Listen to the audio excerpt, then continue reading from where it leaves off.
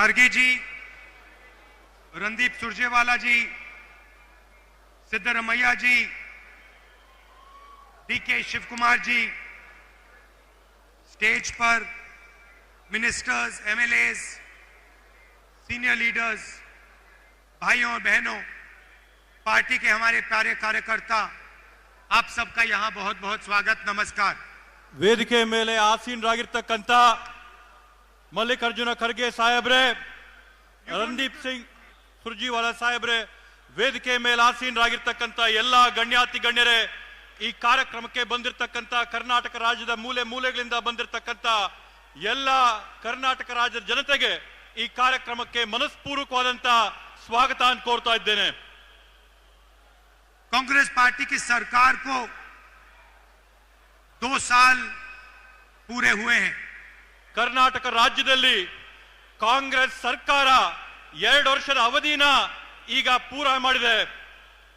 और हमने चुनाव के समय आपसे वायदे किए थे। ನಾವು ಕೂಡ ಚುನಾವಣೆಯ ಸಂದರ್ಭದಲ್ಲಿ ತಮ್ಮೆಲ್ಲರಿಗೂ ಕೂಡ ಹಲವಾರು ಆಶ್ವಾಸನೆಗಳನ್ನ ಕೊಟ್ಟಿದ್ದೆವು। 5 ಗ್ಯಾರಂಟಿ देने के वायदे किए थे। 4 ಗ್ಯಾರಂಟಿಗಳು ಕೊಡಂತ ನಿಮಗೆ ಆಶ್ವಾಸನೆ ನಾವು ಕೊಟ್ಟಿದ್ವು। बीजेपी के लोगों ने कहा कि कांग्रेस पार्टी ये काम पूरा नहीं करेगी। ಬಿಜೆಪಿ ಪಾರ್ಟಿ ಅವರು ಹೇಳಿದ್ರು ಕಾಂಗ್ರೆಸ್ ಪಕ್ಷ ಕೊಟ್ಟಂತ 5 ಆಶ್ವಾಸನೆಗಳನ್ನ ಯಾವುದೇ ಕಾರಣಕ್ಕೂ ಅವ್ರ ಕೈಲಿ ಈಡೇರಿಸಕ್ಕೆ ಸಾಧ್ಯ ಇಲ್ಲ ಅಂದ್ರು। प्रधानमंत्री ने कहा कि ये काम नहीं किया जाएगा। ಪ್ರಧಾನಮಂತ್ರಿ ನರೇಂದ್ರ ಮೋದಿ ಜಿ ಅವರು ಹೇಳಿದ್ರು ಈ ಒಂದು ಕಾರ್ಯಕ್ರಮನ ಕಾಂಗ್ರೆಸ್ ಪಕ್ಷ ಅನುಷ್ಠಾನಕ್ಕೆ ತರಕ್ಕೆ ಸಾಧ್ಯವಿಲ್ಲ ಅಂತ ಹೇಳಿ। हमारा पहला वायदा, पहली गारंटी, गृह लक्ष्मी 2000 रुपए प्रति महीना 1 करोड़ महिलाओं को। ನಮ್ಮ ಮೊದಲನೇ ಆಶ್ವಾಸನೆ, ನಾವು ಕೊಟ್ಟಂತ ಮೊಟ್ಟ ಮೊದಲನೇ ಗ್ಯಾರಂಟಿ ಗೃಹಲಕ್ಷ್ಮಿ ಯೋಜನೆಯನ್ನ ನಾವು ಘೋಷಣೆ ಮಾಡಿ ಕರ್ನಾಟಕ ರಾಜ್ಯದಲ್ಲಿರ್ತಕ್ಕಂತ 1 ಕೋಟಿ ಕುಟುಂಬಗಳ ಮಹಿಳೆಯರಿಗೆ 2000 ರೂಪಾಯಿನ ಪ್ರತಿ ತಿಂಗಳು ಕೊಡಂತ ಘೋಷಣೆ ಮಾಡಿದ್ವು। आज मैं खुशी से कह सकता हूं कि करोड़ों महिलाओं के बैंक अकाउंट में कर्नाटका की सरकार ये पैसा डालती है।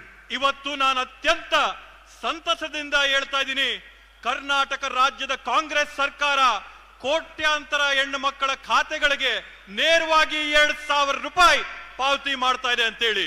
दूसरा वायदा, गृह ज्योति, करोड़ों परिवारों को 200 यूनिट बिजली के फ्री में। ನಾವು ಕೊಟ್ಟಂತ ಎರಡನೇ ಆಶ್ವಾಸನೆ ಗೃಹ ಜ್ಯೋತಿ ಯೋಜನೆ ಅಡಿಯಲ್ಲಿ ಕೋಟ್ಯಾಂತರ ಕುಟುಂಬಗಳಿಗೆ ಪ್ರತಿ ತಿಂಗಳು 200 ಯೂನಿಟ್ ಉಚಿತವಾಗಿ ವಿದ್ಯುತ್ ಕೊಡ್ತೀವಿ ಅನ್ನಂತ ಆಶ್ವಾಸನೆ। ये भी वायदा हमने पूरा किया। ಈ ಒಂದು ಆಶ್ವಾಸನೆನ ಕೂಡ ನಾವಿವತ್ತು ನಿಮ್ಮ ಮುಂದೆ ಈಡೇರಿಸಿದ್ದೇವೆ। तीसरी गारंटी, अन्नभाग्य, 4 करोड़ लोगों को 10 केजी अनाज। ಮೂರನೇ ಆಶ್ವಾಸನೆ ನಾವು ಕೊಟ್ಟಂತದ್ದು ಅನ್ನಭಾಗ್ಯ ಯೋಜನೆ ಅಡಿಯಲ್ಲಿ 4 ಕೋಟಿ ಪಡಿತರಿಗೆ 10 ಕೆಜಿ ಅಕ್ಕಿನ ಪ್ರತಿ ತಿಂಗಳು ಕೊಡಂತ ಆಶ್ವಾಸನೆ ನಿಮಗೆ ಕೊಟ್ಟಿದ್ವು। और आज कर्नाटक में करोड़ों परिवार को ये अनाज मिलता है। ಇವತ್ತು ಕರ್ನಾಟಕ ರಾಜ್ಯದಲ್ಲಿ ಕೋಟ್ಯಾಂತರ ಕುಟುಂಬಗಳು ಇವತ್ತು ಈ 10 ಕೆಜಿ ಅಕ್ಕಿಯ ಸೌಲಭ್ಯನ ಪಡ್ಕೊಂತಾ ಇರತಕ್ಕಂತದ್ದನ್ನ ನಾವು ನೋಡಿದ್ದೇವೆ। चौथा वायदा, शक्ति योजना, जिसमें हमने गारंटी करके कहा था कि महिलाओं को बस में जाने के लिए पैसा नहीं देना पड़ेगा, महिलाएं फ्री में बस में घूमेंगी। ನಾವು ಕೊಟ್ಟಂತ 4ನೇ ಆಶ್ವಾಸನೆ ಶಕ್ತಿ ಯೋಜನೆ ಇತ್ತು।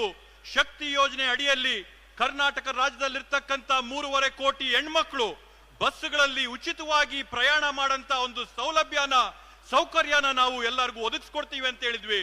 तकरीबन 500 करोड़ बस की ट्रिप्स कर्नाटक सरकार ने मुफ्त में दी हैं। ಇವತ್ತಿನ ಕಾಲಘಟ್ಟಕ್ಕೆ ಕರ್ನಾಟಕ ರಾಜ್ಯದಲ್ಲಿ 500 ಕೋಟಿ ಉಚಿತವಾದಂತ ಪ್ರಯಾಣಗಳನ್ನ ಕರ್ನಾಟಕ ರಾಜ್ಯದಲ್ಲಿರ್ತಕ್ಕಂತ ಹೆಣ್ಮಕ್ಳು ಪೂರೈಸಿದ್ದಾರೆ ಅಂತ ಹೇಳಿ ಹೆಮ್ಮೆಯಿಂದ ಹೇಳ್ತೇವೆ। और 5वां वायदा, युवा निधि स्कीम, जहां हम 3 लाख युवाओं को महीने का 3000 रुपए देते हैं। 5ನೇ ಯೋಜನೆ ನಾವು ಹೇಳಿದ್ದಂತದ್ದು ಯುವ ನಿಧಿ ಯೋಜನೆಯಲ್ಲಿ ಕರ್ನಾಟಕ ರಾಜ್ಯದಲ್ಲಿರ್ತಕ್ಕಂತ 3 ಕೋಟಿ ಯುವಕರಿಗೆ ನಾವು ಪ್ರತಿ ತಿಂಗಳು 3000 ರೂಪಾಯಿಗಳನ್ನ ಅವ್ರ ಖಾತೆಗೆ ಪಾವತಿ ಮಾಡುವಂತದ್ದು। हमने आपसे कहा था कि कि हम कर्नाटक के गरीब लोगों के बैंक अकाउंट में पैसा डालेंगे। ನಾವು ನಿಮಗೊಂದು ಆಶ್ವಾಸನೆಯನ್ನ ಕೊಟ್ಟಿದ್ವಿ. ನಾವು ಕರ್ನಾಟಕ ರಾಜ್ಯದಲ್ಲಿರ್ತಕ್ಕಂಥ ಬಡ ಕುಟುಂಬಗಳ ಬ್ಯಾಂಕ್ ಅಕೌಂಟ್ಗಳಿಗೆ ನೇರವಾಗಿ ಹಣನ ಜಮಾ ಮಾಡ್ತೀವನ್ನಂತ ಆಶ್ವಾಸನೆ ಕೊಟ್ಟಿದ್ವಿ. और आज हजारों करोड़ रुपए डायरेक्ट आपके बैंक अकाउंट में जाता है. ಇವತ್ತು ಕರ್ನಾಟಕ ರಾಜ್ಯದಲ್ಲಿ 16,000 ಕೋಟಿ ರೂಪಾಯಿಗಳ ಅನುದಾನ ಹಣ ನೇರವಾಗಿ ಪಡಿತರ ಅಕೌಂಟ್ಗಳಿಗೆ ಜಮಾ ಆಗ್ತಾ ಇದೆ. ये पैसा आप अपने बच्चों की शिक्षा में, अपने स्वास्थ्य में डाल रहे हो. ಈ ಒಂದು ನಾವು ಕೊಡ್ತಾ ಇರತಕ್ಕಂತ ಹಣನ ತಾವು ತಮ್ಮ ಮಕ್ಕಳ ವಿದ್ಯಾಭ್ಯಾಸಕ್ಕೋಸ್ಕರ, ತಮ್ಮ ಕುಟುಂಬಗಳ ಆರೋಗ್ಯಕ್ಕೋಸ್ಕರ ಈ ಎಲ್ಲ ಅನುದಾನಗಳನ್ನ ಹಣನ ಬಳಸ್ತಾ ಇರತಕ್ಕಂಥದ್ದು ನಾವು ನೋಡಿದ್ದೇವೆ. और यही हम चाहते थे कि जो आपका धन है वो वापस आपके जेब में जाए. ಇದೇ ನಮ್ಮ ಮೂಲ ಉದ್ದೇಶ ಇತ್ತು. ತಮ್ಮ ತೆರಿಗೆಯ ಹಣ ಏನ್ ಸರ್ಕಾರಕ್ಕೆ ಬರುತ್ತೆ, ಆ ತೆರಿಗೆಯ ಹಣ ಮತ್ತೊಮ್ಮೆ ನೇರವಾಗಿ ನಿಮ್ಗೆ ಹೋಗ್ಬೇಕು ಅನ್ನೋ ಉದ್ದೇಶ ನಮ್ದಾಗಿತ್ತು. बीजेपी चाहती है कि चुने हुए लोगों को हिंदुस्तान का पूरा धन मिले. ಬಿಜೆಪಿಯ ಉದ್ದೇಶ ಇರ್ತಕ್ಕಂಥದ್ದು ಈ ದೇಶದಲ್ಲಿ ಆಯ್ಕೆ ಮಾಡಿದಂತ ಕೆಲವೊಂದು ಕುಟುಂಬಗಳಿಗೆ ಮಾತ್ರ ಈ ದೇಶದ ಎಲ್ಲ ಸಂಪನ್ಮೂಲ ಆಸ್ತಿ ಸ್ವತ್ತು ಹೋಗ್ಬೇಕು ಅಂತೇಳಿ. और हम चाहते हैं कि कर्नाटक की जनता के जेब में, गरीब जनता के जेब में, पिछड़ों, दलितों, आदिवासियों, इनके जेब में सीधा पैसा जाए. ನಮ್ಮ ಉದ್ದೇಶ ಇರ್ತಕ್ಕಂಥದ್ದು ಹಣ ಯಾರ ಹತ್ರ ಹೋಗ್ಬೇಕು ಅಂತಂದ್ರೆ ಈ ರಾಜ್ಯದ ಅತ್ಯಂತ ಬಡ ಕುಟುಂಬಗಳ ಖಾತೆಗಳಿಗೆ ಹಣ ಹೋಗ್ಬೇಕಾಗಿದೆ. ಈ ರಾಜ್ಯದಲ್ಲಿರ್ತಕ್ಕಂಥ ಪರಿಶಿಷ್ಟ ಜಾತಿ, ಪರಿಶಿಷ್ಟ ಪಂಗಡ, ಬುಡಕಟ್ಟು, ಹಿಂದುಳಿದ ವರ್ಗದ ಕುಟುಂಬಗಳಿಗೆ ಈ ಹಣ ಹೋಗ್ಬೇಕು ಅನ್ನೋ ಉದ್ದೇಶ ನಮ್ಮ ಕಾಂಗ್ರೆಸ್ ಸರ್ಕಾರದ್ದು. जब हम पैसा आपके जेब में डालते हैं तो ये पैसा मार्केट में जाता है. ನಾವು ಈ ಹಣನ ನಿಮ್ ಖಾತೆಗಳಿಗೆ ಹಾಕದಂತ ಸಂದರ್ಭದಲ್ಲಿ ತಾವು ಈ ಹಣನ ಮತ್ತೊಮ್ಮೆ ಮಾರುಕಟ್ಟೆಗೆ ತಂದು ಖರ್ಚು ಮಾಡ್ತೀರಾ. इससे प्रोडक्शन बढ़ती है, ಇದರಿಂದ ಉತ್ಪಾದನೆ ಹೆಚ್ಚಾಗುತ್ತೆ. और गांव-गांव में पैसे का इंजेक्शन होता है. ಹಾಗೇನೆ ಪ್ರತಿಯೊಂದು ಗ್ರಾಮದಲ್ಲಿ ಕೂಡ ಹಣದ ವಹಿವಾಟು ಪ್ರಾರಂಭ ಆಗುತ್ತೆ. इस पैसे को आप अपने गांव में, शहरों में, कस्बों में खर्च करते हो. ಈ ಒಂದು ಹಣನ ನೀವು ನಿಮ್ಮ ಊರುಗಳಲ್ಲಿರ್ತಕ್ಕಂಥ ಕಿರಾಣಿ ಅಂಗಡಿಗಳಲ್ಲಿ, ನಿಮ್ಮ ಊರುಗಳಲ್ಲಿರ್ತಕ್ಕಂಥ ಸಣ್ಣ ಪುಟ್ಟ ಕಾರ್ಯಕ್ರಮಗಳಲ್ಲಿ ತಾವು ಬಳಸ್ತೀರಾ. और इस पैसे से कर्नाटक की अर्थव्यवस्था को फायदा पहुंचा है. ಈ ಒಂದು ಹಣದಿಂದ ಕರ್ನಾಟಕದ ರಾಜ್ಯದ ಆರ್ಥಿಕ ವ್ಯವಸ್ಥೆಗೆ ಸುಧಾರಣೆ ತಂದ ಆಗುತ್ತೆ. बीजेपी के मॉडल में वो 2-3 अरबपतियों को सारा का सारा धन पकड़ा देते हैं. ಬಿಜೆಪಿ ಅವರ ಉದ್ದೇಶ ಇರತಕ್ಕಂಥದ್ದು ಈ ಹಣವನ್ನೆಲ್ಲ ಕೂಡ 2-3 ಕೋಟ್ಯಾಧಿಪತಿಗಳಿಗೆ ಸೇರಿಸಬೇಕು ಅನ್ನೋಂಥದ್ದು ಬಿಜೆಪಿ ಅವರ ಉದ್ದೇಶ. ये अरबपति अपना पैसा गांव में, कस्बों में नहीं खर्च करते हैं. ಈ ಕೋಟ್ಯಾಂತೀಶ್ವರರು ಅವ್ರಿಗೆ ಸಿಕ್ಕಂತ ಹಣನ ನಮ್ಮಲ್ಲಿರ್ತಕ್ಕಂಥ ಗ್ರಾಮಗಳಲ್ಲಿ, ಪಟ್ಟಣಗಳಲ್ಲಿ ಖರ್ಚು ಮಾಡೋದಿಲ್ಲ. ये लंदन में, न्यूयॉर्क में इधर उधर एसेट्स खरीदते हैं. ಈ ಕೋಟ್ಯಾಧಿಪತಿಗಳು ಲಂಡನ್, ನ್ಯೂಯಾರ್ಕ್ ಇಂಥ ವಿದೇಶಗಳಲ್ಲಿರ್ತಕ್ಕಂಥ ನಗರಗಳಲ್ಲಿ ಬೇರೆ ಬೇರೆ ಆಸ್ತಿಗಳನ್ನ ಖರೀದಿ ಮಾಡ್ತಾರೆ. और आपका पैसा चुने हुए लोगों के हाथों में चला जाता है. ಮತ್ತೆ ತಮ್ಮ ಹಣ, ತಮ್ಮ ತೆರಿಗೆಯ ಹಣ ಕೆಲವೊಂದು ಆಯ್ಕೆ ಮಾಡಿದಂತ 3-4 ಜನರ ಖಾತೆಗಳಿಗೆ उनके ಹೊರಟೋಗುತ್ತೆ. मॉडल में रोजगार खत्म होता है, हमारे मॉडल में रोजगार पैदा होता है. ಅವರು ಮಾಡ್ತಕ್ಕಂಥ ವ್ಯವಸ್ಥೆಯಲ್ಲಿ ಉದ್ಯೋಗಗಳು ಮುಗಿಸ್ತಾರೆ. ನಾವು ಮಾಡಂತ ಒಂದು ನಮ್ಮ ಕಾರ್ಯಕ್ರಮದಲ್ಲಿ ನಾವು ಉದ್ಯೋಗಗಳನ್ನ ಸೃಷ್ಟಿ ಮಾಡೋಂಥದ್ದು ಮಾಡ್ತೀವಿ, ಸೃಜನೆ ಮಾಡ್ತೀವಿ. उनके मॉडल में अगर आप बीमार होते हो तो आपको कर्ज में डूबना पड़ता है. ಅವರ ಒಂದು ವ್ಯವಸ್ಥೆಯಲ್ಲಿ ನೀವೇನಾದ್ರೂ ಅನಾರೋಗ್ಯ ಆದ್ರೆ ನೀವು ಸಾಲದ ಒಂದು ಸಿಳುಕಿಗೆ ಸಿಕ್ಕಿ ನಿಮ್ಗೆ ಅತ್ಯಂತ ತೊಂದರೆ ಆಗುತ್ತೆ. हमारे मॉडल में आप बीमार होते हो, आपके जेब में पैसा होता है इलाज कराने के लिए. ನಮ್ಮ ಒಂದು ವ್ಯವಸ್ಥೆಯಲ್ಲಿ ನಿಮ್ಗೇನಾದ್ರೂ ಅನಾರೋಗ್ಯದಿಂದ ಬಳಲ್ತಾ ಇದ್ರೆ ನಿಮ್ ಜೋಬಲ್ಲಿ ನಿಮಗ್ ಖರ್ಚು ಮಾಡ್ಕೊಳ್ಳೋಕೆ ನಾವು ಕಾಸು ಹಾಕ್ತೀವಿ. उनके मॉडल में आप लाखों करोड़ रुपए स्कूल्स और कॉलेजेस और यूनिवर्सिटीज, प्राइवेट स्कूल्स और कॉलेजेस और यूनिवर्सिटी को देते हो. ಅವರ ಒಂದು ವ್ಯವಸ್ಥೆಯಲ್ಲಿ ಖಾಸಗಿ ಆದಂತ ವಿದ್ಯಾಸಂಸ್ಥೆಗಳಿಗೆ, ವಿಶ್ವವಿದ್ಯಾನಿಲಯಗಳಿಗೆ ಲಕ್ಷಾಂತರ ರೂಪಾಯಿಗಳನ್ನ ತಾವು ಕಟ್ಟಿ ನಿಮ್ ಮಕ್ಕಳಿಗೆ ವಿದ್ಯಾಭ್ಯಾಸ ಮಾಡಿಸಬೇಕಾಗುತ್ತೆ. लाखों परिवारों को कर्ज में जाना पड़ता है. ಲಕ್ಷಾಂತರ ಕುಟುಂಬಗಳಿಗೆ ಸಾಲಕ್ಕೆ ಸಿಲುಕ್ತಾರೆ. हमारे मॉडल में हम आपको पैसा देते हैं. ನಮ್ಮ ಒಂದು ವ್ಯವಸ್ಥೆಯಲ್ಲಿ, ನಮ್ಮ ಆರ್ಥಿಕ ವ್ಯವಸ್ಥೆಯಲ್ಲಿ ನಾವು ನಿಮ್ ಜೇಬಿಗೆ ಕಾಸನ್ನ ತುಂಬ್ತೀವಿ. जब हम 5 गारंटीज की बात कर रहे थे, मैंने एक और मुद्दा उठाया था. ನಾವು 5 ಗ್ಯಾರಂಟಿಗಳ ಬಗ್ಗೆ ಚರ್ಚೆ ಮಾಡ್ತಾ ಇರಬೇಕಾದಂತ ಸಂದರ್ಭದಲ್ಲಿ ನಾನು ಮತ್ತೊಂದು ವಿಷಯನ ಪ್ರಸ್ತಾಪ ಮಾಡಿದೆ. मुझे पता लगा था कि कर्नाटक में ऐसे बहुत सारे लोग हैं जिनके पास जमीन है मगर मालिकाना हक नहीं है. ನನಗೊಂದು ಕರ್ನಾಟಕ ರಾಜ್ಯದಲ್ಲಿ ಮನವರಿಕೆ ಆಗಿತ್ತು. ಕರ್ನಾಟಕ ರಾಜ್ಯದಲ್ಲಿ ಲಕ್ಷಾಂತರ ಜನ ಇದ್ದಾರೆ, ಯಾರು ಭೂಮಿಯ ಅನುಭವದಲ್ಲಿದ್ದಾರೆ, ಆದ್ರೆ ಆ ಭೂಮಿಯ ಹಕ್ಕು ಪತ್ರಗಳು, ಆ ಭೂಮಿಯ ಸಾಕ್ಷಿ ಆಧಾರಗಳು ಅವರ ಹತ್ರ ಇಲ್ಲ ಅನ್ನೋಂಥದ್ದು ನನಗೆ ಮನವರಿಕೆ ಆಗಿತ್ತು. दलित आदिवासी हैमलेट्स को रेवेन्यू विलेज माना ही नहीं जाता था. ದಲಿತರು ಮತ್ತು ಬುಡಕಟ್ಟ ಜನ ಇರ್ತಕ್ಕಂಥ ಪ್ರದೇಶಗಳು, ಗ್ರಾಮಗಳು ಕಂದಾಯ ಗ್ರಾಮ ಅಂತಾನೆ ಘೋಷಣೆ ಆಗಿರಲಿಲ್ಲ. ये लोग गांव में रहते थे मगर इनको कोई हक नहीं मिलते. ಆ ಗ್ರಾಮಗಳಲ್ಲಿದ್ದಂತ ಬುಡಕಟ್ಟು ಪರಿಶಿಷ್ಟ ಜಾತಿಯ ಜನಕ್ಕೆ ಅವರ ಭೂಮಿ ಮಾಲೀಕತ್ವದ ಹಕ್ಕೇ ಇರಲಿಲ್ಲ. इसमें हर जात के लोग थे, हर धर्म के लोग थे. ಈ ಒಂದು ಗ್ರಾಮಗಳಲ್ಲಿ ಪ್ರತಿ ಜಾತಿಯ ಜನ ಇದ್ರು, ಪ್ರತಿ ಧರ್ಮದ ಜನ ಇದ್ರು. इनको मालिकाना हक नहीं था, इनकी प्रॉपर्टी राइट्स नहीं थी, इनको सरकार की कोई फैसिलिटी नहीं मिलती थी. ಇವ್ರಿಗೆ ಭೂಮಿಯ ಮಾಲೀಕತ್ವದ ಹಕ್ಕುಗಳಿರ್ಲಿಲ್ಲ, ಸರ್ಕಾರ ಕೊಡಂತ ಸೌಲಭ್ಯಗಳಿರ್ಲಿಲ್ಲ, ಹಕ್ಕು ಪತ್ರಗಳು ಅವ್ರ ಕೈಯಲ್ಲಿರ್ಲಿಲ್ಲ. सालों से ये परिवार जमीन उस जमीन पे रह रहे थे. 10 ವರ್ಷಗಳಿಂದ ಈ ಕುಟುಂಬಗಳು ಆ ಭೂಮಿಯ ಅನುಭವದಲ್ಲಿದ್ರು, ಆದ್ರೆ ಸಾಕ್ಷಿ ಆಧಾರಗಳಿರ್ಲಿಲ್ಲ. मगर उनको अपनी ही जमीन का अधिकार नहीं था. ಆದ್ರೆ ಅವ್ರಿಗೆ ತಮ್ಮದೇ ಆದಂತ ತಮ್ಮ ಸ್ವಂತ ಭೂಮಿಯ ಅಧಿಕಾರದ ವ್ಯವಸ್ಥೆ ಅವ್ರಿಗಿರ್ಲಿಲ್ಲ. और ये मामला मैंने कांग्रेस पार्टी के सीनियर नेताओं से उठाया. ಈ ಒಂದು ವಿಷಯದ ಬಗ್ಗೆ ನಾನು ನಮ್ಮ ಕಾಂಗ್ರೆಸ್ ಪಕ್ಷದ ಹಿರಿಯ ಮುಖಂಡರ ಗಮನಕ್ಕೆ ಈ ವಿಷಯನ ತಂದೆ. खारगे जी से, सिद्धरामैया जी से, डीके शिवकुमार, बाकी मंत्रियों से मैंने ये बात की. ನಾನು ಈ ವಿಷಯದ ಬಗ್ಗೆ ಮಲ್ಲಿಕಾರ್ಜುನ ಖರ್ಗೆ ಸಾಹೇಬ್ರ ಹತ್ರ, ಸನ್ಮಾನ್ಯ ಸಿದ್ದರಾಮಣ್ಣವ್ರ ಹತ್ರ, ಡಿ.ಕೆ. ಶಿವಕುಮಾರ್ ಅಣ್ಣವ್ರ ಹತ್ರ ಈ ಒಂದು ವಿಷಯದ ಬಗ್ಗೆ ನಾನು ಅವ್ರ ಗಮನಕ್ಕೆ ತಂದಿದ್ದೆ. और मैंने कहा कि मैं चाहता हूं कि कर्नाटक में जिसके पास भी जमीन हो उसके पास मालिकाना हक जरूर हो. ನನ್ನ ಒಂದು ಉದ್ದೇಶ ಏನಿತ್ತಂತಂದ್ರೆ, ಕರ್ನಾಟಕ ರಾಜ್ಯದಲ್ಲಿ ಯಾರೆಲ್ಲ ಕೂಡ ಭೂಮಿಯ ಸ್ಥಳದ ಅನುಭವದಲ್ಲಿದ್ದಾರೆ, ಆ ಭೂಮಿ ಜಾಗದ ಅನುಭವದಲ್ಲಿರ್ತಕ್ಕಂಥವರೆಲ್ಲರಿಗೂ ಕೂಡ ಹಕ್ ಪತ್ರ ಕೊಟ್ಟು ಅವರ ಮಾಲೀಕತ್ವನ ಅವ್ರ ಕೈಗೆ ವರ್ಗಾವಣೆ ಮಾಡಬೇಕು ಅನ್ನೋದು ನನ್ನ ಉದ್ದೇಶ ಆಗಿತ್ತು. और आज मैं बहुत खुशी के साथ कह सकता हूं कि जो छठी गारंटी है उसको हम पूरा करने में कामयाब हुए. ಇವತ್ತು ನಾನು ಅತ್ಯಂತ ಸಂತಸದಿಂದ ಹೇಳ್ತೀನಿ, ಇವತ್ತು ನಾವೇನಿದು ಭೂ ಮಾಲೀಕತ್ವದ 6ನೇ ಗ್ಯಾರಂಟಿನ ನಾವೇನು ಮನಸ್ಸಲ್ಲಿಟ್ಕೊಂಡಿದ್ವಿ, ಸಂಕಲ್ಪ ಮಾಡಿದ್ವಿ, ಇವತ್ತು ಆ ಸಂಕಲ್ಪನ ಈಡೇರಿಸಿದೀವಿ ಅನ್ನಂತ ಒಂದು ನೆಮ್ಮದಿ, ಸಂತೋಷ, ಶಾಂತಿ ನನಗಿದೆ ಅಂತ ಹೆಮ್ಮೆಯಿಂದ ಹೇಳ್ಕೊತೀನಿ. 1 लाख परिवारों को आज मालिकाना हक कर्नाटक की सरकार देने जा रही है. ಇವತ್ತು ಅತ್ಯಂತ ಸಂತಸದಿಂದ ಹೇಳ್ತೀನಿ, ಕರ್ನಾಟಕ ರಾಜ್ಯದಲ್ಲಿರ್ತಕ್ಕಂಥ 1 ಲಕ್ಷ ಕುಟುಂಬಗಳಿಗೆ ಅವರ ಒಂದು ಭೂಮಿಯ ಹಕ್ಕು ಪತ್ರಗಳನ್ನ, ಮಾಲೀಕತ್ವನ ಈ ಒಂದು ಬೃಹತ್ ಕಾರ್ಯಕ್ರಮದಲ್ಲಿ ವರ್ಗಾವಣೆ ಮಾಡ್ತಾ ಇದೀವಿ ಅಂತ ಹೇಳಿ ಹೇಳ್ತೀನಿ. जो इंदिरा गांधी का सपना था, ಇಂದಿರಾ ಗಾಂಧೀಜಿ ಅವರ ಕನಸೇನಿತ್ತು, उसमें उसको पूरा करने के लिए हमने एक बहुत बड़ा कदम लिया है. ಆ ಒಂದು ಕನಸನ್ನ ನಾವು ನನಸಾಗಿ ಮಾಡೋದಕ್ಕೋಸ್ಕರ ಈ ಒಂದು ದೊಡ್ಡ ಹೆಜ್ಜೆನ ನಾವಿಟ್ಟಿದ್ದೇವೆ.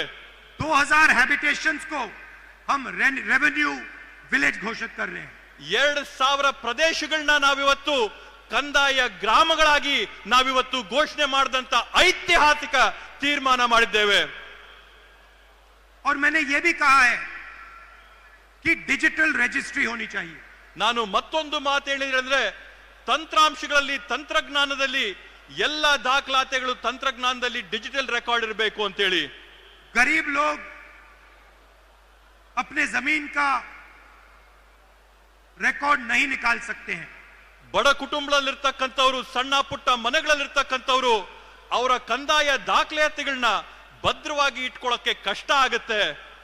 सालों बीत जाते हैं, उनको अपना डॉक्यूमेंट नहीं मिलता है. 16 ವರ್ಷಗಳು ಕಳೆದ್ರೂ ಕೂಡ ಅವ್ರಿಗೆ ಅವರ ಮಾಲೀಕತ್ವದ ಪತ್ರಗಳು ಕೈಗೆ ಸಿಗೋದಿಲ್ಲ.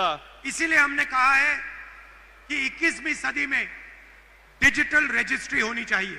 ಆದ್ರಿಂದ ನಾವು ಕೊಟ್ಟಂತ ನಿರ್ದೇಶನ ಏನಂತಂದ್ರೆ, 21ನೇ ಶತಮಾನದಲ್ಲಿ ಎಲ್ಲರ ಕಂದಾಯ ಡಾಕ್ಯುಮೆಂಟ್ಗಳು ಡಿಜಿಟಲೀಕರಣ ಆಗಬೇಕು ಅನ್ನೋ ಒಂದು ನಿರ್ದೇಶನ ನಾವು ನೀಡಿದ್ವಿ. आपके हाथ में एक फिजिकल कॉपी होगी, ನಿಮ್ಮ ಕೈಯಲ್ಲಿ ಒಂದು ಫಿಸಿಕಲ್ ಕಾಪಿ ಇದ್ರೂ ಕೂಡ, मगर जब भी आपको जरूरत पड़े आप डिजिटल कॉपी निकाल पाओगे. ಆದ್ರೆ ನಿಮಗೆ ಯಾವತ್ತಾದ್ರೂ ಬೇಕಾದ್ರೂ ಕೂಡ ತಂತ್ರಾಂಶದಲ್ಲಿ ಡಿಜಿಟಲ್ ಕಾಪಿ ತಾವು ಯಾವಾಗ ಬೇಕಾದ್ರೂ ತಗೋಬಹುದು. इस गारंटी से हमारे जो सबसे गरीब कमजोर भाई बहन हैं उनको फायदा होगा। ಇವತ್ತು ಈ ಒಂದು 6ನೇ ಗ್ಯಾರಂಟಿಯಿಂದ ನಮ್ಮ ಸಮಾಜದಲ್ಲಿರ್ತಕ್ಕಂಥ ಅತ್ಯಂತ ಬಡ ಹಿಂದುಳಿದ ಕುಟುಂಬಗಳಿಗೆ ಸಾಕಷ್ಟು ದೊಡ್ಡ ಅನುಕೂಲ ಸೌಲಭ್ಯ ಆಗಿದೆ। लंबिनी, बंजारा, भोवी, सोलिगा, नायक, इन सब लोगों को, इन सब कम्युनिटीज को फायदा मिलने जा रहा है। ಬುಡಕಟ್ಟು ಸಮುದಾಯಗಳಿಗೆ ಸೇರಿದಂತವರಿಗೆ ಎಲ್ಲರಿಗೂ ಕೂಡ ಈ ಒಂದು ಕಾರ್ಯಕ್ರಮದಿಂದ ಯೋಜನೆಯಿಂದ ಒಂದು ದೊಡ್ಡ ಸಹಾಯ ಆಗಿದೆ। और मैंने एक और बात बोली है। ನಾನು ಇದರ ಜೊತೆಗೆ ಮತ್ತೊಂದು ಮಾತನ್ನ ನಾನು ಹೇಳಿದ್ದೇನೆ। 50,000 ऐसे परिवार हैं 50 जिनके पास अभी भी मालिकाना हक नहीं है। ನಾನು ಮತ್ತೊಂದು ಮಾತು ಹೇಳಿದ್ದೀನಿ, 50,000 ಈ ರೀತಿಯಾದಂತ ಕುಟುಂಬಗಳಿವೆ ಯಾರಿಗೆ ಇವತ್ತಿಗೂ ಕೂಡ ತಮ್ಮ ಹಕ್ಕು ಪತ್ರಗಳ ಕೈಗೆ ಸಿಕ್ಕಿಲ್ಲ। हम चाहते हैं कि 6 महीने के अंदर उन 50,000 परिवारों को भी मालिकाना हक दिया जाए। ನಾನು ತಮ್ಗೆ ಆಶ್ವಾಸನೆ ಕೊಡ್ತೇನೆ, ಮುಂದೆ ಬರುವಂತ 6 ತಿಂಗಳ ಒಳಗಡೆ ಈ 50,000 ಕುಟುಂಬಗಳಿಗೂ ಕೂಡ ಅವರ ಹಕ್ಕು ಪತ್ರನ ಕೊಡಂತ ಕೆಲಸನ ನಮ್ಮ ಸರ್ಕಾರದ ವತಿಯಿಂದ ಮಾಡಿಸ್ತೇವೆ ಅಂತ ಹೇಳಿ 2000 रेवेन्यू विलेजेस घोषित किए गए हैं। 2,000 ಕಂದಾಯ ಗ್ರಾಮಗಳನ್ನ ಊರ್ಜಿತ ಮಾಡಿದ್ದೇವೆ। हम चाहते हैं कि 500 और नए रेवेन्यू विलेजेस घोषित हों। ನಮ್ಮ ಗುರಿ ಇರತಕ್ಕಂತದ್ದು ಕರ್ನಾಟಕ ರಾಜ್ಯದಲ್ಲಿ ಇನ್ನೂ ಕೂಡ 500 ನೂತನವಾದಂತ ಕಂದಾಯ ಗ್ರಾಮಗಳನ್ನ ನಾವು ಘೋಷಣೆ ಮಾಡಬೇಕು ಅಂತ ಹೇಳಿ। कर्नाटका में कोई नहीं होना चाहिए जिसके पास अपनी जमीन का मालिकाना हक नहीं है। ಕರ್ನಾಟಕ ರಾಜ್ಯದಲ್ಲಿ ಯಾರು ಕೂಡ ತಮ್ಮ ಭೂಮಿಯ ಹಕ್ಕು ಪತ್ರ ಇಲ್ಲದೆ ಇದ್ದಂತವರು, ತಮ್ಮ ಭೂಮಿಯ ಮಾಲೀಕತ್ವ ಇಲ್ಲದೆ ಇದ್ದಂತವರು ಯಾರು ಕೂಡ ಇರಬಾರದು ಅನ್ನಂತದ್ದು ನಮ್ಮ ಸಂಕಲ್ಪ। जो कांग्रेस पार्टी के स्टेट, डिस्ट्रिक्ट और विलेज गारंटी कमिटीज हैं, ಕರ್ನಾಟಕ ರಾಜ್ಯದಲ್ಲಿರ್ತಕ್ಕಂಥ ಜಿಲ್ಲೆ, ತಾಲೂಕು, ಗ್ರಾಮದ ಗ್ಯಾರಂಟಿ ಸಮಿತಿಗಳೇನಿವೆ उनसे मैं कहता हूं कि आप हर परिवार को उनकी डीड जाके दो।